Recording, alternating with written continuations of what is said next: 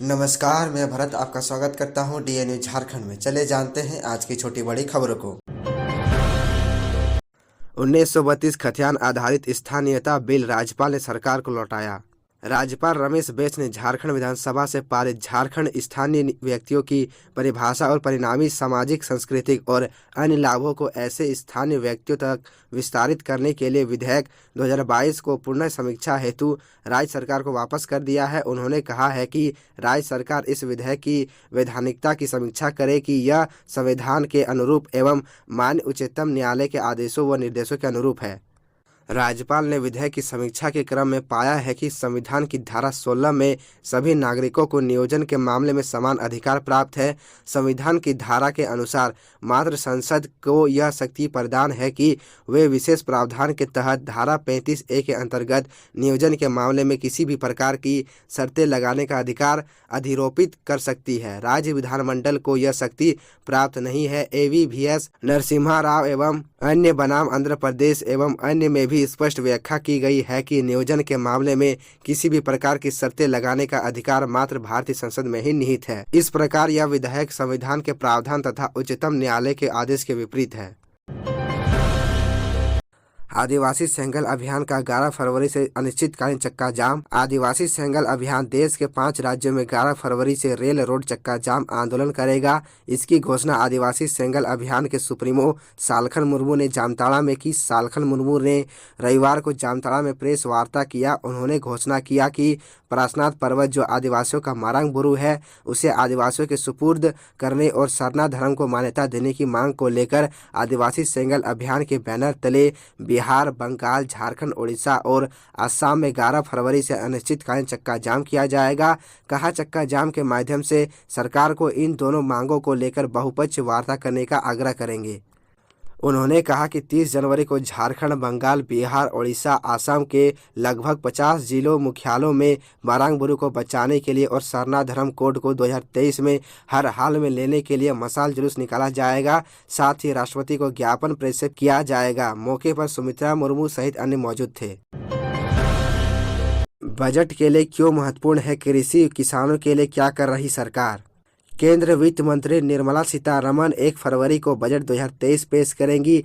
इस साल के बजट से किसानों और कृषि क्षेत्र से जुड़े कामगारों और कारोबारियों की उम्मीदें काफ़ी है। आपको बता दें कि बजट सरकार और अर्थव्यवस्था के लिए कृषि क्षेत्र बेहद महत्वपूर्ण है। इसका कारण यह है कि खेती किसानी से देश दुनिया के लोगों को न केवल पेट भरता है बल्कि यह रोजगार प्रदान करने का सबसे बड़ा संसाधन है। कृषि क्षेत्र के साथ किसानों के अलावा कामगार, वैज्ञानिक और कारोबारी उद्यमी भी जुड़े हैं, इसलिए इसका दायरा बड़ा है। बता दें कि भारत में कृषि क्षेत्र की सकल घरेलू उत्पाद में लगभग 15% हिस्सेदारी है, लेकिन इस क्षेत्र में 40% से अधिक भारतीय श्रमिकों को रोजगार मिलता है। वर्ष 2014 में सत्ता में आने के बाद एनडीए सरकार द्वारा किए गए सबसे महत्वाकांक्षी वादों में से एक 2022 तक किसानों की आय को दोगुना करना था। नवीनतम स्थिति आकलन सर्वेक्षण SAS के साक्ष्य से पता चलता है कि खेती किसानी अब भी संकटग्रस्त है और तेजी से किसानों के लिए एक सीमांत व्यवसाय बनता जा रहा है।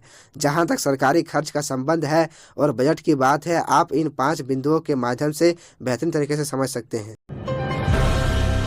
सीएम हेमंत सोरेन ने बोला, इटकी में खुलेगा अजीम प्रेमजी मेडिकल कॉलेज। रांची जिला स्थित इटकी में Azim Premji foundation medical college और अस्पताल खुलेगा। यह जानकारी मुख्यमंत्री हेमंत सोरेन ने जिम खाना क्लब में चिकित्सकों के एक सेमिनार में दी। इसके अलावा अपोलो ग्रुप के साथ भी उन्होंने एक सकारात्मक बातचीत का जिक्र किया। कहा, Apollo hospital Ranchi smart city में अस्पताल के साथ अपने कारोबार को विस्तार देने जा रहा है। जल्द ही यहाँ अत्याधुनिक अस्पताल बनेगा। इसके लिए जमीन का आवंटन सहित सभी प्रक्रिया पर रेड्डी ग्रुप के साथ बातचीत चल रही है।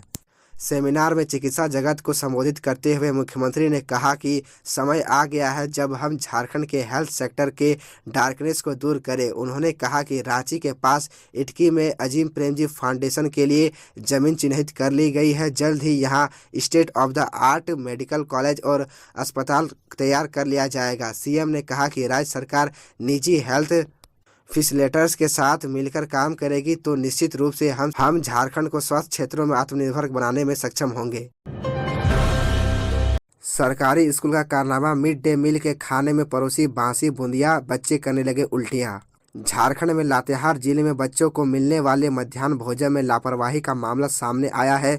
सरस्वती पूजा के दौरान बची बासी बूंदियां खिलाए जाने के कारण स्कूल में पढ़ने वाले 10 बच्चों को जान आफत में पड़ गई। तबीयत बिगड़ने के बाद बच्चों को तत्काल इलाज के लिए लातेहार के सदर अस्पताल में भर्ती कराया गया। सरस्वती पूजा के दौरान बची बासी बूंदियां खिलाए जाने के कारण ही बच्चों को एकाएक दस्त और उल्टी होने लगी, जिसके कारण कुछ बच्चे बेहोश हो गए। अस्पताल में भर्ती कराए जाने के बाद बच्चों की स्थिति अब खतरे से बाहर बताई जा रही है। दरअसल यह मामला झारखंड के लातेहार जिले के जालिम खुर्द पंचायत के उत्कृत मध्य विद्यालय जगलदगा स्कूल का है, जहां शिक्षकों द्वारा लापरवाही बरतते हुए बच्चों को मिलने वाले मध्याह्न भोजन में ताज़ा भोजन के बजाय सरस्वती पूजा के दौरान बचे बासी बूंदिया को खिलाया गया। इसे खाने के बाद बच्चों को दस्त और उल्टी के साथ साथ बेहोशी जैसी समस्याएं शुरू हो गई। चतरा के जंगल में सर्च ऑपरेशन जारी, नक्सली और सुरक्षा बलों के बीच भीषण मुठभेड़, एक नक्सली ढेर। चतरा जिले के कुंदा थाना क्षेत्र के कारी मांडर और बुटकिया गांव से सटे जंगल में शनिवार को सुरक्षा बलों और नक्सलियों के बीच भीषण मुठभेड़ हुई। इसमें राजेश कुमार नामक माओवादी मारा गया। वह कुंदा गांव का था। वहीं बड़ी संख्या में विस्फोटक सहित कई सामान बरामद किए गए। बता दें कि 5 दिन पहले भी इस इलाके में मुठभेड़ हुई थी, तब सभी माओवादी बचकर भाग निकले थे। चतरा जिले के एसपी राकेश रंजन ने एनकाउंटर की पुष्टि करते हुए बताया कि कई दिनों से इलाके में नक्सलियों के होने की सूचना के बाद अभियान चलाया जा रहा है। इसी दौरान शनिवार को 10 लाख के इनामी जोनल कमांडर मनोहर गंझू के गैंग से सुरक्षा बलों की मुठभेड़ हुई। एसपी ने कहा कि जैसे ही सर्च ऑपरेशन के दौरान सुरक्षा बलों के जवान जैसे ही जंगल में पहुंचे, माओवादियों ने उन्हें लक्ष्य कर फायरिंग शुरू कर दी। जवाबी कार्रवाई करते हुए जवानों ने माओवादियों को पीछे हटने पर मजबूर कर दिया। वहीं सर्च अभियान के दौरान राजेश का शव मिला। अन्य नक्सलियों के खिलाफ सर्च अभियान चलाया जा रहा है। अनुबंधित पारा चिकित्सा कर्मी की बिगड़ रही हालत, राजभवन में आमरण अनशन पर बैठे अनुबंधित पारा चिकित्सा कर्मी पड़ रहे बीमार, एम्बुलेंस नहीं मिला तो ऑटो से ले गए अस्पताल। राज्य के विभिन्न जिलों के अस्पतालों में बीते 12 दिनों से स्वास्थ्य सेवा व्यवस्था चरमराई हुई है। ऐसा इसलिए है क्योंकि इन अस्पतालों की व्यवस्था वर्षों से अनुबंध पर काम कर रहे कर्मी संभाले हुए थे। वे सभी कर्मी 12 दिनों से हड़ताल में चल रहे हैं। वहीं कई अनुबंधित चिकित्सा कर्मी राजभवन के पास आमरण अनशन पर बैठे हुए हैं। इन आमरण अनशन पर बैठे स्वास्थ्य कर्मियों की हालत बिगड़ने लगी है। बीते 12 दिनों के आमरण अनशन के दौरान 4 कर्मचारी ऐसे हैं जिनकी हालत एकदम से खराब हो गई है। ये सभी अस्पताल में इलाजरत हैं। 2 की हालत गंभीर हो गई है। पीडीएस डीलरों ने अनुकंपा नियुक्ति में 60 वर्ष तक की बाध्यता खत्म करने को लेकर मंत्री को सौंपा ज्ञापन।